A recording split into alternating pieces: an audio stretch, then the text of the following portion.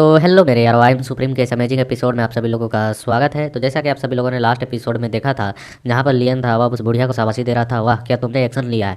और इस एपिसोड की शुरुआत में हम देखते हैं कि जो लियन होता है वह अपना आईफोन निकाल चुका होता है, उस बुढ़िया की यहाँ पर ब्लॉगिंग चालू कर देता है, कहता है कि आखिरकार तुमने ये क्या किया है। और बुढ़िया भी कर रही होती है कि तुम आखिरकार ये सब कुछ क्या कर रहे हो। और लियन उसकी फोटोज लेकर यहाँ पर इंस्टा पे सेंड करते हुए कह रहा होता है कि इस सिटी में एक बड़ा खतरनाक घटना हो चुका है। इस पागल बुढ़िया ने यहाँ पर 1000 ट्रेजर टावर के मास्टर के बेटे पर, वॉइस लीडर के बेटे पर हमला कर दिया है, जो कि यह बुढ़िया है। और वह हम देखते हैं कि वहाँ पर फेस ब्लॉगिंग करने लगता है, बुढ़िया को दिखा रहा था, वो अपनी शक्ल छुपा रही होती है। और वह कह रहा होता है कि यह जो कि एक मार्शल सोवरेन लेवल के पावर को पोजेस करती है, यह अपने एक जूनियर को इस तरीके से आखिरकार कैसे पीट सकती है। इसने न केवल यहाँ पर अलायंस के रूल्सों को तोड़ा है, बल्कि यहाँ पर एक पिता के बच्चे को बहुत ही बुरी तरीके से घायल कर दिया है। और यहाँ लाइव ब्लॉगिंग में मतलब कमेंट्स भी आ रहे होते हैं बहुत सारे कि हाँ, यह सचमुच में जो हेवनली पवेलियन है ना, यह बुढ़िया बहुत ही अच्छी नहीं है, यह बहुत ही ज़्यादा कमीनी है, आखिर वह ऐसी हरकतें कैसे कर सकती है। और ये सारे कमेंट्स यहाँ पर मतलब कि लियन की टीम वाले ही लोग कर रहे होते हैं। और लियन कह रहा होता है ब्लॉगिंग में कि आप सब लोग ये सब कुछ देख सकते हैं ना, तो इसे जल्द से जल्द लाइक करें, शेयर करें और कमेंट करें, ताकि इस बुढ़िया पर एक्शन लिया जाए। तभी हम देखते हैं कि यहाँ पर जो इसका स्टूडेंट होता है वह धीरे धीरे करके होश में आ रहा होता है। ये बुढ़िया कर रही होती है कि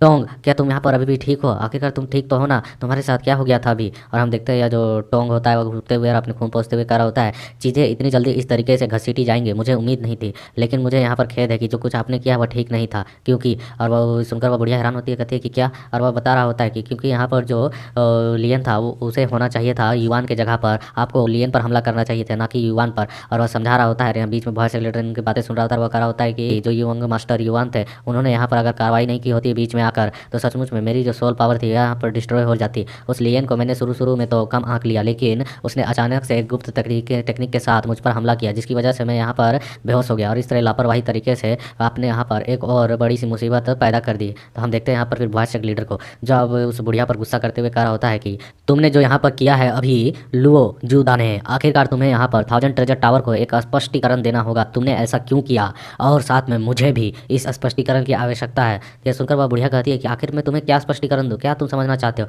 क्या तुम्हें इस बात को समझ में नहीं आ रहा है कि यहाँ पर अभी क्या हुआ? क्या तुमने नहीं देखा कि उस कमीने लियन के द्वारा यह बिछाया हुआ एक चाल था? और वह यहाँ पर खुद शर्मिंदा महसूस कर रही होती है जिस तरीके किया होता है उसने। और वह कह रही होती है कि निश्चित तौर पर लियन ने यहाँ पर इस तरीके का घिनौना चाल चला है, लेकिन यहाँ पर दिन के अंत में तुम यहाँ पर साफ साफ देख सकते थे कि तुम्हारे बेटे मतलब उसने आकर अचानक बीच में इंटरप्ट किया, जिसकी वजह से मेरा बेटा मतलब मेरा स्टूडेंट वह घायल होकर पीछे की ओर गिरा। क्या तुम इस चीज़ को साफ साफ नहीं देख सकते थे? लेकिन कौन जानता था कि अंदर में क्या चल रहा है? यह सब कुछ उस कमीने के द्वारा बिछाया हुआ एक घिनौना चाल था। क्या तुम इसके बावजूद भी मुझे दोषी ठहरा रहे हो? और तुम यह नहीं देख रहे हो कि बीच में आकर किसने अपनी नाक घुसेड़ी और क्या किया है? हम देखते हैं सुनकर वॉइस एक लीडर कहता है कि ठीक है, मैं इस चीज़ को याद रखूंगा। जिस तरीके से तुम यहाँ पर इन चीज़ों को स्पष्टीकरण दे रही हो या किसी भी तरीके से मुझे सही नहीं लग रहा है जो तुम जवाब दे रही हो मुझे, जिस तरीके का तुमने एक्ट किया उसके बाद। तो हम देखते हैं यहाँ पर एल्डर झांग भी आते हुए कह रहे होते हैं कि यहाँ पर दुश्मनी बढ़ाने की आवश्यकता नहीं है, तुम्हें यहाँ पर समाधान करनी चाहिए। तुमने यहाँ पर साफ साफ जो एक्ट किया है वह गलत था। तुमने यहाँ पर एक साधारण से स्टूडेंट के लिए वॉइस चेक लीडर के बेटे पर हमला किया, तुमने उसे चोट पहुँचाया। एल्डर, तुमने बिल्कुल भी अच्छा नहीं किया है, तुम्हें माफ़ी मांगनी चाहिए आगे आकर।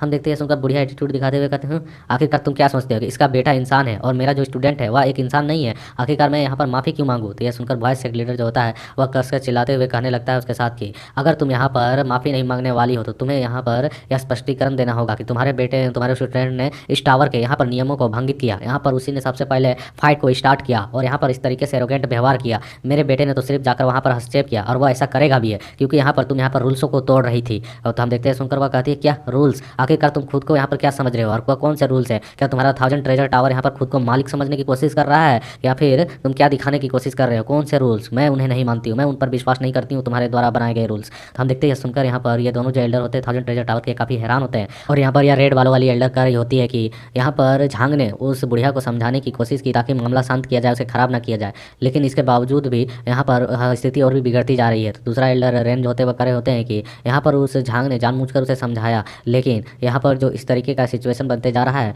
वह बुढ़िया यहाँ पर अपने लिए मुसीबत को पैदा कर रही है। आखिरकार उस जैसी ना समझ को यहाँ पर हेवनली पवेलियन का मतलब कि उसका मार्केटिंग जो है मतलब कि यहाँ पर लीडरशिप करने के लिए क्यों भेजा गया है। तभी हमें दिखाया जाता है यहाँ पर एक और मर्चेंट गिल्ड की एंट्री होती है जो आते हुए कह रहा होता है कि एल्डर झांग, आखिरकार क्या चल रहा है आज की यहाँ पर इस सोर्सरी फाइट में? क्या होने वाले? क्या यहाँ पर कोई इस पर रुकावट डालने की कोशिश कर रहा है? तो एल्डर झांग जो होते हैं हंसते हुए कर रहे होते हैं, ओ एल्डर मीन, आखिरकार आप यहाँ पर आ ही गए। मुझे तो लगा कि आप कहीं छूट तो नहीं गए। आखिरकार इस तरीके की हालात में आपकी एंट्री होना काफ़ी ज़बरदस्त है। मुझे बुरा लग रहा है कि लीफेंग इस बार अंतिम स्थान पर आ चुका है। मतलब इनका जो नॉर्मली है ना कि कौन कितना पावर दिखा रहा है नहीं दिखा रहा है उसके अनुसार, तो यह बंदा अपने पावर्स को अभी तक शो ऑफ नहीं किया इनके सेट के लोगों ने, इनके एलायंस के लोगों ने। तो हम देखते हैं सुनकर यहाँ हंसते हुए करा होता है कि, और इसके बारे में बताया जाता है ये थंडर विंड मर्चेंट गिल्ड का मतलब कि लीडर है चेंग। और फिर हम देखते हुए कहता है कि इससे कोई फर्क नहीं पड़ता है कि तुम लोग किस तरीके से लोगों के पावर्स को जांच करते हो, यह सब कुछ बस एक पल में बदला जा सकता है, वो भी एक फाइट के साथ। और फिर हम देखते हैं यहाँ पर लियन भी यहाँ गौर से उन लोगों को देख रहा होता है। तो यहाँ पर जो वॉइस एक लीडर होता है वो उससे कह रहा होता है, सचमुच में एल्डर आप यहाँ पर जो व्यक्तित्व को रखते हैं वह किसी से भी तुलना नहीं किया जा सकता है। मतलब एक अलग ही प्रेजेंस है आपका। आपके thunder wind chamber of commerce ये गिल्ड की जो शक्ति है ना वह बहुत ही ज़्यादा अब इनप्रिडिक्टेबल है। मतलब कौन कितना कब जाकर दिखा दे इसके बारे में कोई नहीं जान सकता। इसके अलावा इस बार जो आपके बच्चे हैं यहाँ पर सचमुच में काफ़ी कमाल के लग रहे हैं, मतलब काफ़ी पावरफुल। और वह बोलता है कि मुझे डर है कि यहाँ पर जो फाइट है इसका फैसला अभी ही ना खत्म हो जाए। तो हम देखते हैं सुनकर वह हंसते हुए कहने लगता है कि लॉर्ड आखिरकार आप क्या मजाक कर रहे हैं। आप तो यहाँ पर देख ही सकते हैं कि यह बूढ़ा आदमी कितना ज़्यादा कमज़ोर हो चुका है। मैं तो बहुत ही ज़्यादा धीमे धीमे करके आ रहा था, इतनी शक्ति भी नहीं थी यहाँ तक पहुँचने की। बस मैं सोच रहा था कि यह बूढ़ा आदमी सबसे धीमा ना हो, लेकिन यहाँ कर पता चल रहा है मुझसे धीमे अभी भी दो और हैं जो यहाँ नहीं पहुँचे। तभी हम देखते हैं यहाँ पर जो ताकजीन होता है उसका एल्डर पहुँच चुका होता है, कह रहा होता है कि दुनिया शतरंज का खेल है, हर समय बदल रही है और ब्रह्मांड के रहस्य हमेशा मुसीबत लाते जा रहे हैं। आखिरकार यहाँ पर 7 मतलब पावरफुल हीरोज इकट्ठा हो रहे हैं, तो यहाँ पर इस तरीके से हंसते हुए मिल रहे हैं। सचमुच में यह काफ़ी ज़्यादा इंटरेस्टिंग है। सभी लोग यहाँ पर देर से आए हैं, लेकिन खैरियत यह है कि मैं सबसे देर से ना पहुँचाऊँ। और वह उतर कर सीधे उस थंडर विंड मर्चेंट गिल्ड के एल्डर से मिलते रहा होता है। तो वह मीन कर रहा होता है थंडर विंड का कि ऐसा आखिरकार क्या महत्वपूर्ण काम पड़ गया था जो आप इतने देर से पहुँचे हैं, आपको तो यहाँ पर लेट नहीं आना चाहिए था। तो यह सुनकर वह एल्डर कह रहा होता है कि हमारे सेट के अंदर कुछ सिरदर्द वाले समस्याएं पैदा हो गई थी, जिसे सुलझाने में थोड़ा सा परेशानी हो रहा था, लेकिन आखिरकार मैं यहाँ पर पहुँच चुका हूँ। अब उन चीज़ों को दोहराकर कोई फ़ायदा है नहीं उन्हें बताकर।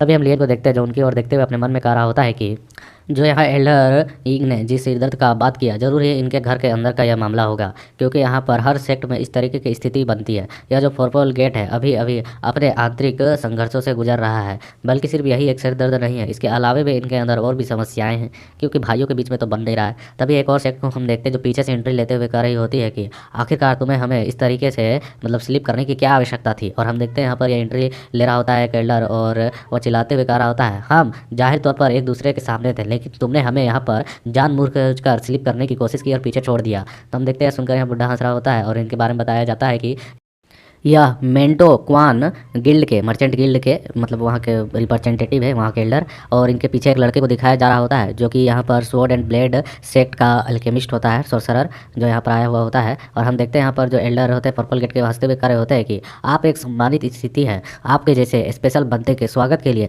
हमें पहले पहुँच के रहना चाहिए ना। और हमें दिखाया जाता है यहाँ जितने बाकी 6 बंदे हैं वह सभी पर हंस रहे होते हैं, और इस खास कर इस सोर्सरर पर जो कि ब्लेड एंड स्वॉर्ड सेक्ट से आया है। और यह सोर्सरर है और इनका जो यंग मास्टर था उसे तो कूट कूट कर लिए ने एक कर दिया पहले ही पिछले एपिसोड्स में। और हम देखते हैं कि यह बंदा फील कर पा रहा होता है यहाँ साफ साफ कि ये सभी बंदे मिलकर एक साथ यहाँ स्वॉर्ड एंड ब्लेड सेक्ट के इस बंदे के खिलाफ है। तो हमें दिखाया जाता है उस लड़की को जो कि यहाँ पर इसके लिए आया था शादी का स्वॉर्ड सेक्ट से, यही थी। और इसे मैं उस लड़की से कंपेयर कर रहा था कि वो थी एक ही जैसी दिखती है। तो ये कह रही होती है कि निराश होने की कोई आवश्यकता नहीं है मास्टर, तुम्हें यहाँ पर भड़कने की भी आवश्यकता नहीं है। तुम यहाँ पर इनके इन भड़के हुए शब्दों को इग्नोर करो, क्योंकि यह तुम्हारी ताकत से डरते हैं, इसलिए इस तरीके के शब्द का इस्तेमाल कर रहे हैं। तो हम देखते हैं सुनकर वह बंदा भी कहता है कि आप काफ़ी बुद्धिमान और शांत दिमाग वाली हैं, मैं इस चीज़ को लेकर इतना भी सीरियस नहीं होने वाला हूँ। यह मूर्ख लोग हैं, इन जैसे झुंड को बस हमें इग्नोर करने की आवश्यकता है। इस समय मैं उन्हें इस चीज़ को दिखाऊंगा अखाड़े में कि आखिरकार कौन है जो यहाँ पर कीड़ा है और कौन है जो यहाँ पर पावरफुल है।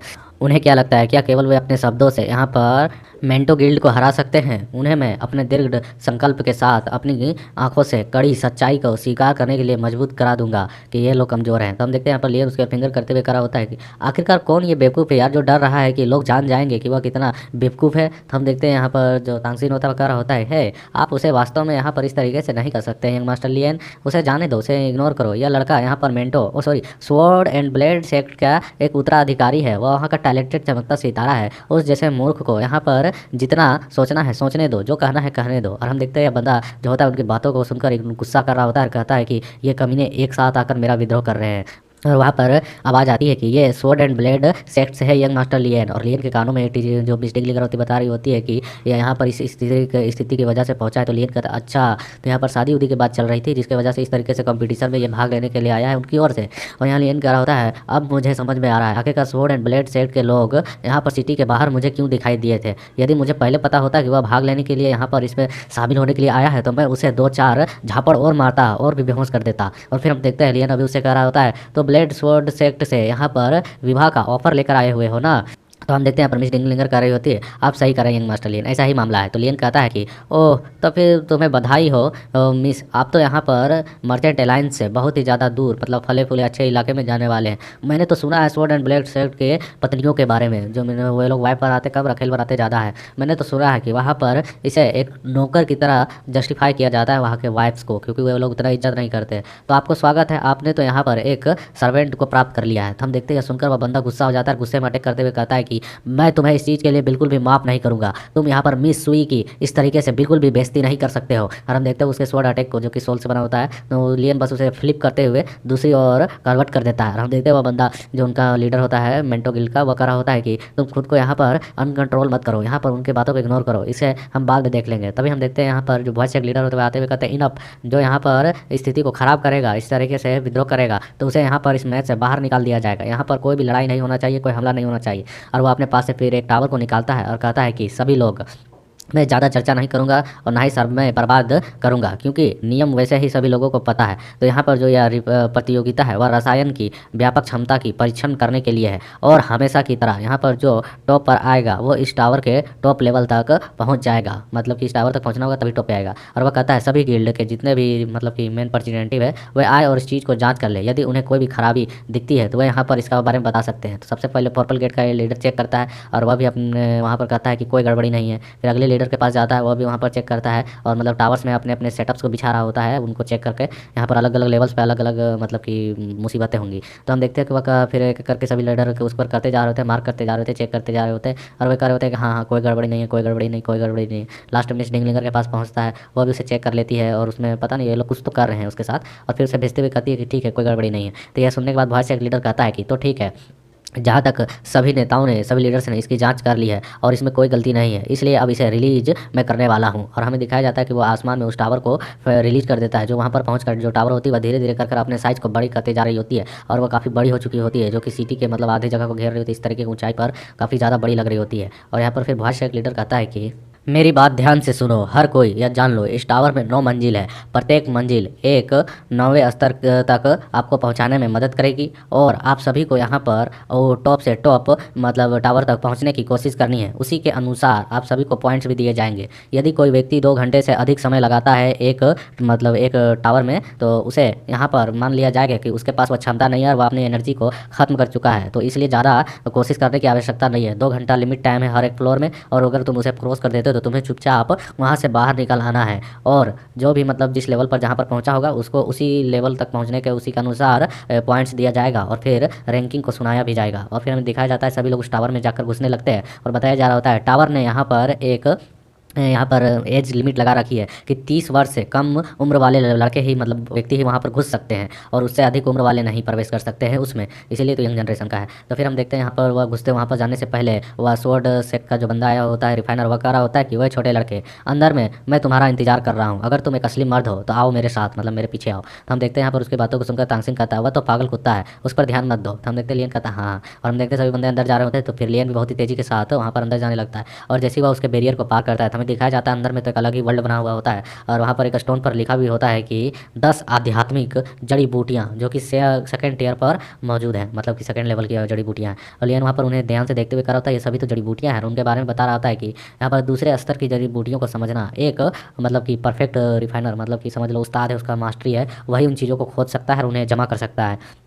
इसमें कोई बुराई नहीं है। यहाँ पर इसने उस बंदे ने मतलब वॉइस एक लीडर ने बताया था कि यह जो यहाँ पर 9 टावर है, इन 9 टावर में जो मंजिल है वह अल्केमी पर मौजूद होने वाली है और इसी पर यहाँ पर यह कंपटीशन चलेगी। और वह वहाँ पर कुछ फ्लावर्स को मतलब कि जो रेडी हो चुके हैं उनको तोड़ रहा होता है, इकट्ठा भी कर रहा होता है। ये शायद यहाँ मिशन होगा और जैसे वो पहले मिशन को कंप्लीट करता है वो ऑटोमेटिकली सेकंड फ्लोर में टेलीपोर्ट कर दिया गया होता है। और फिर वह जैसे सेकंड फ्लोर में पहुँचता है तो वहाँ देखता है एक मतलब ग्रीन कलर के झरने को और इसे देखकर कहता है ये क्या है। और फिर हमें दिखाया जाता है बाहर की ओर से जहाँ पर ये सभी एल्डर उस टावर को देख रहे होते हैं, वो टावर चमकती जा रही होती है जैसे जैसे बंदे अगले अगले फ्लोर्स में पहुंच रहे होते हैं। तो यहाँ पर जो एल्डर झांग होते हुए कह रहे होते हैं कि यहाँ देख रहे हो, यहाँ पर ये लोग तो अभी 3rd फ्लोर तक पहुँच चुके हैं। तो यहाँ पर पर्पल गेट का एल्डर भी कहता है कि हाँ, यह जो चैंपियनशिप है इसकी भविष्यवाणी करना काफ़ी कठिन है, क्योंकि वे सभी काफ़ी ज़्यादा स्ट्रॉन्ग है। वॉइस लीडर कहता है हाँ, और फिर हम देखते हैं ये बुढ़े एक एक कर हंसना चालू करते हैं, मतलब कि अपने अपने मन में अपने अपने विचार, अपने अपने ख्यालों को लेकर काफ़ी बुरी तरीके से हंस रहे होते हैं। और इन सभी के बीच में जो यहाँ पर पर्पल गेट का लीडर होता है हंसते हुए कह रहा होता है, इसकी शुरुआत टावर के अंदर हो चुकी है, तो चलो अब हम टावर के बाहर भी इसे शुरू करते हैं। और हम यहाँ पर साफ साफ देख सकते हैं कि इन 6 बुढ़ी